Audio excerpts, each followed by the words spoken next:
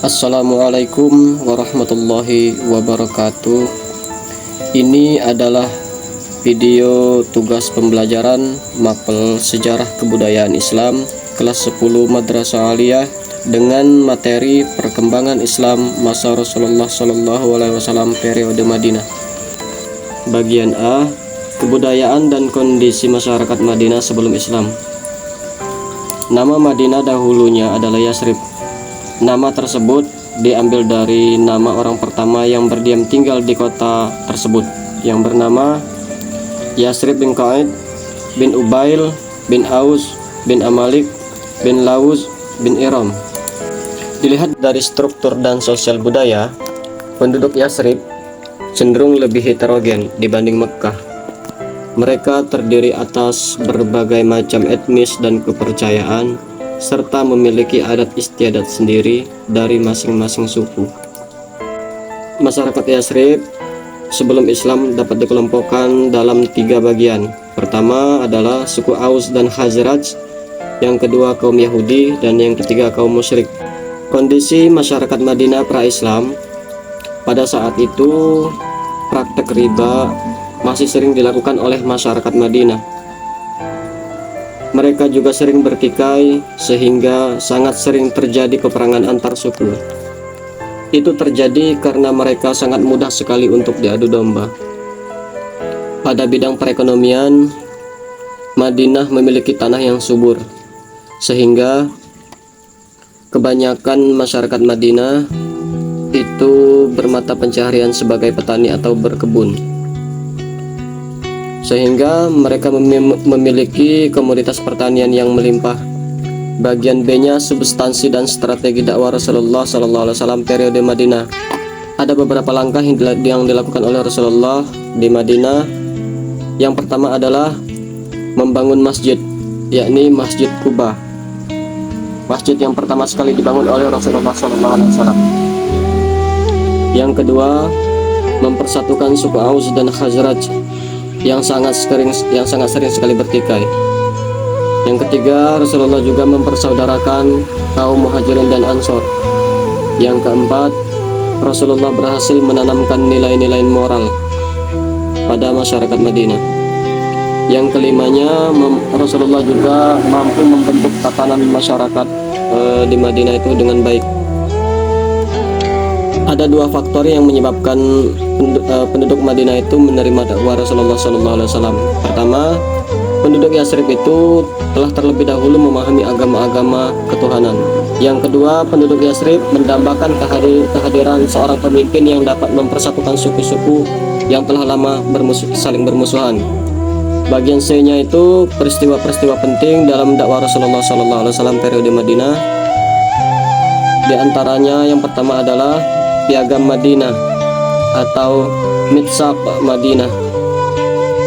Dan yang kedua itu terjadi 3 peperangan, yaitu Perang Badar, Perang Uhud, dan Perang Ahzab atau Perang Khandaq.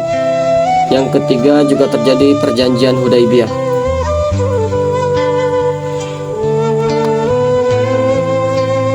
Lahirnya Piagam Madinah diperkirakan kurang dari 2 tahun Rasulullah tinggal di Madinah.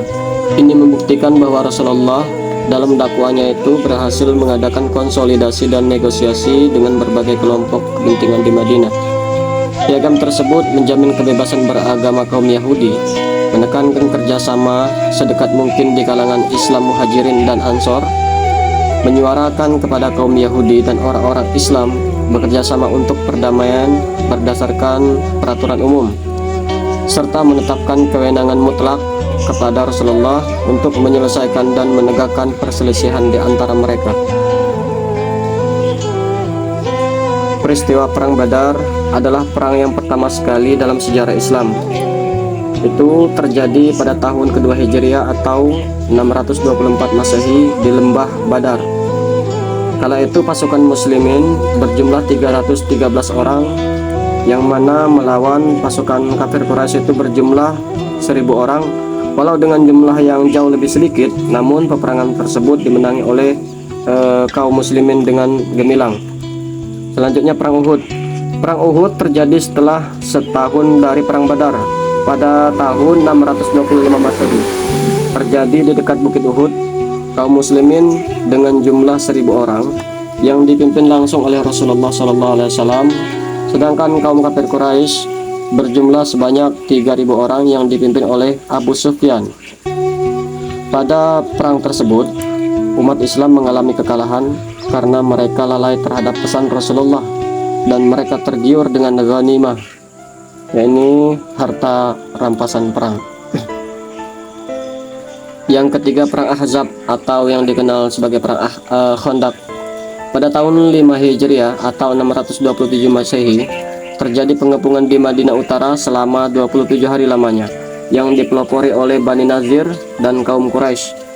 Atas usul Salman Al-Farisi, dibangunlah parit-parit atau khandak agar musuh sulit untuk masuk ke Madinah.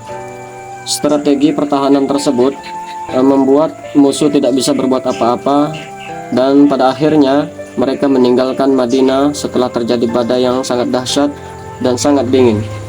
Perjanjian Hudaybiyah. Adapun perjanjian Hudaybiyah isinya antara lain: pertama, umat Islam tidak boleh menjalankan ibadah umroh di tahun ini. Tahun depan umat Islam baru diperbolehkan dan tidak boleh berada di Mekah lebih dari 3 hari. Keduanya itu tidak saling menyerang selama 10 tahun antara kaum muslimin dan kaum kafir Quraisy maksudnya.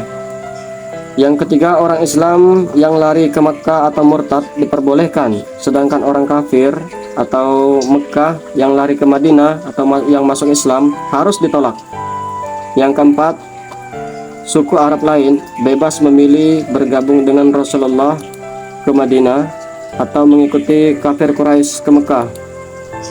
Walaupun perjanjian Hudaybiyah ini merugikan umat Islam, tetapi ada sisi positifnya, yakni selama 10 tahun umat Islam dengan tenang bisa berdakwah atau menjalankan ibadah tersebut tanpa takut dengan kafir Quraisy lagi. Di sini dulu yang dapat kami sampaikan melewati video pembelajaran yang singkat ini. Semoga bisa memberikan manfaat untuk semuanya. Sekian dan terima kasih. Wallahul muwaffiq ila aqwamit thoriq. Wassalamualaikum warahmatullahi wabarakatuh.